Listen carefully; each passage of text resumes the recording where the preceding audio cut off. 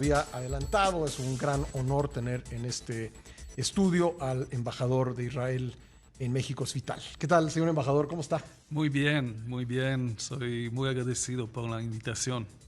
Gusto tenerlo aquí, sobre todo en una ocasión muy importante para mexicanos e israelíes, que son los 70 años de nuestras relaciones. Y creo que ha sido, pues usted me dará su punto de vista, pero me parece que ha sido una relación muy fructífera y que tenemos mexicanos e israelíes muchos puntos en común. Sí, lo es absolutamente. Y nos permite esta fecha de los 70 años reflexionar sobre lo que ya hemos logrado. Hemos logrado mucho en varios temas y el rumbo adelante. Entonces, es una relación muy sólida en temas de la economía, de los cambios comerciales. De reciente hemos superado la barrera de $1.000 millones gracias al Tratado de Libre Comercio que firmamos en el año 2000, Ujú. pero el potencial es enorme. Entonces nos toca adelantar y facilitar más los intercambios, la presencia, encorajar las presencias de los emprendedores israelíes, porque como tenemos este branding, la nación Startup. startup, Sí. sí, Que además es cierto, es absolutamente, es más que un lema, es decir, es un país, usted lo dirá mejor que yo, pero es un país en el que el emprendimiento es una forma de ser, es una parte de la esencia nacional. sí, sí, es el DNA del ser humano israelí Ujú.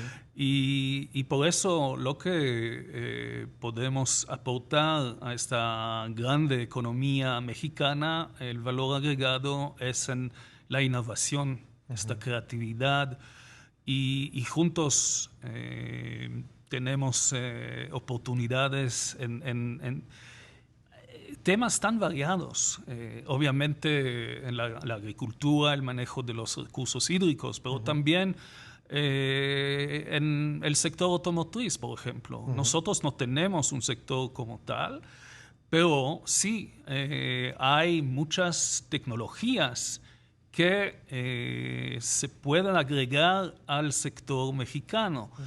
y también en el sector minero obviamente el fintech, las tecnologías en el ámbito financiero, Ujú. etcétera, etcétera. Entonces hay un potencial enorme, pero volviendo a su pregunta, sí tenemos muchos puntos en común.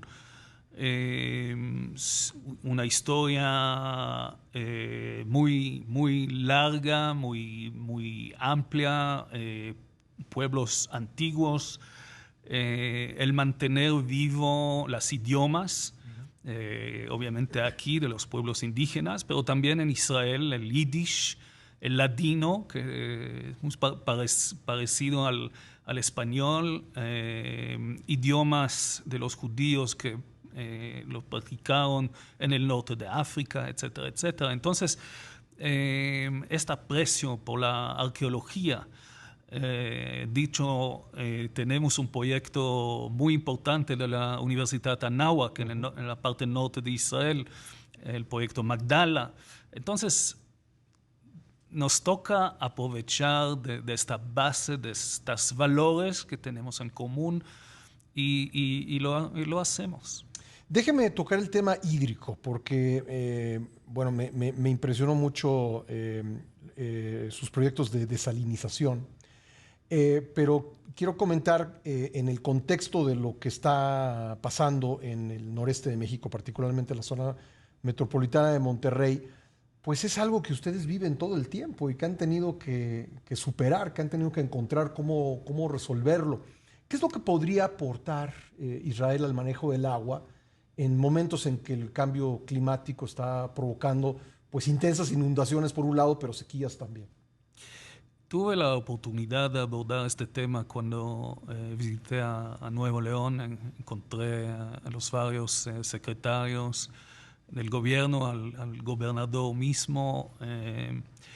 Sí, hay muchas soluciones, porque el tema hídrico es un mundo largo. Entonces, lo que necesitamos hacer es escuchar a las necesidades puntuales en Monterrey o en el estado de Nuevo León o en cualquier lugar, porque son dificultades y necesidades que cambian de un lugar a otro. Entonces, podría ser, por ejemplo, en el manejo más eficiente de los recursos que están a disposición de los alcaldes, pero hay fugas de agua, por ejemplo, o podría ser manejar de manera más equilibrada las presiones en las tuberías. Por eso hay una otra empresa israelí que da este servicio. Podría ser, obviamente, en el tema de la desalinización y tantos otros temas como purificar el agua, y etcétera, etcétera. Entonces, sí encorajamos este diálogo entre expertos israelíes y expertos mexicanos, agregando los emprendedores, las empresas. Por ejemplo, ahora estamos en un esfuerzo muy grande con el estado de Chihuahua, en el cual también tuve la oportunidad de intercambiar con académicos, con alcaldes, etcétera, para aportar las soluciones más sencillas, más adecuadas por los problemas que existen. Sí, porque para ustedes un litro de agua es algo valiosísimo, ¿no? Es algo que tratan con total seriedad, ¿no? Sí, cuando hay ausencia de recursos naturales, te toca desarrollar, te toca ser creativo y es lo que sucedió desde la independencia del Estado de Israel. Para ustedes, por ejemplo, la desalación del agua de mar, ¿qué tan importante es en el porcentaje total del agua del país? No es solo la desalinización, es también el reciclaje. En este tema somos campeón del mundo, con más de 80% de agua reciclada. El segundo país es España, con, no me acuerdo, menos de 30%, me parece. Entonces, sí, y también las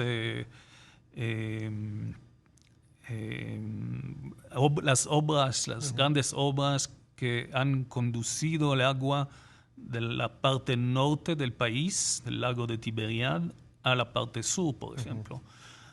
Obras que se construyeron en los primeros años de la independencia.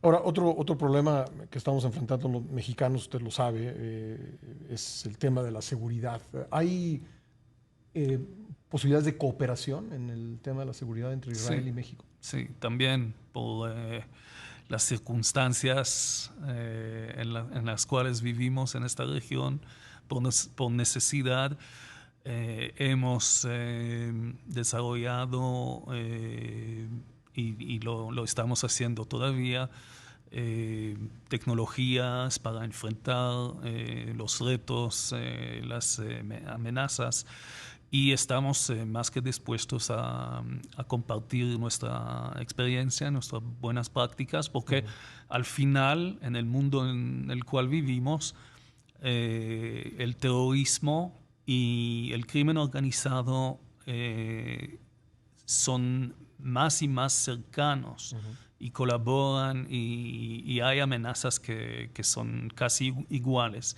Entonces, por ejemplo, en el tema de la inteligencia, Sí, sí, dialogamos, sí intercambiamos prácticas y experiencias y también transferimos tecnologías con supervisión, con todas las garantías, porque lo hacemos entre los dos gobiernos. Podría ser a nivel estatal como a nivel federal. Israel y México, dos países que tienen una relación que se remonta más que la existencia del Estado mexicano y del Estado de Israel, ¿no? Sí, con una presencia de la comunidad judía, de los judíos, ya en el siglo XVI. Que llegaron con Hernán Cortés, algunos de ellos, ¿no? Así es, Sí, así es. sí. Y debo decir que estoy muy afortunado como embajador de Israel aquí en México de tener una comunidad no solo tan cálida, tan sionista y al mismo tiempo muy agradecida a México por haber integrado a sus familiares hace mucho tiempo, a los inmigrantes judíos que vinieron, que llegaron a México. Entonces, es un puente, es un gran aliado en este sentido de fortalecer los lazos entre ambos países. Y esto es muy raro en el mundo judío. Tengo un interlocutor, que es el Comité Central, que habla por todas las comunidades, Sí. y Muy unida la comunidad muy judía. unida, muy Sí, unida, sí. porque generalmente se dice que hay 2 judíos y 3 opiniones, pero me facilita mucho la vida. Y no, es una comunidad, y gracias a México, en donde no hay antisemitismo, que también es un fenómeno hoy en día, fenómeno. Discreparía eh, de usted, embajador. Sí hay. Ay, Sí. sí, pero es marginal, pero Ajá. es sotovoz, ¿no? Ujú. Ellos no lo sienten. Mm.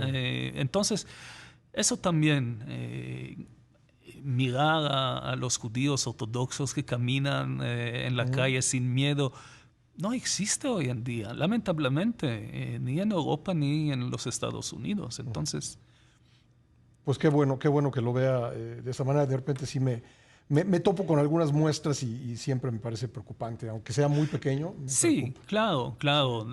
No, lo que deberíamos lograr es cero tolerancia Mm. para el antisemitismo, el Sí. racismo en general, obviamente.